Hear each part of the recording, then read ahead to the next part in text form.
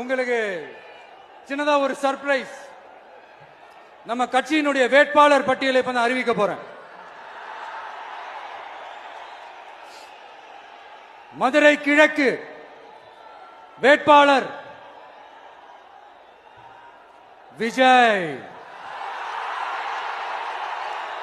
இன்னும் முடிக்கல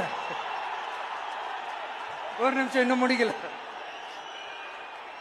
மதுரை மேற்கு வேட்பாளர்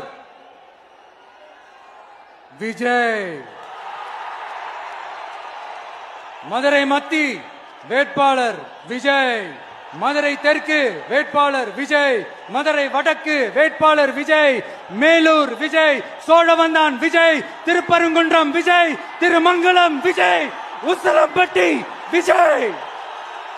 என்னடா எல்லா தொகுதியிலும் ஒரே வேட்பாளர்னு பாக்குறீங்களா?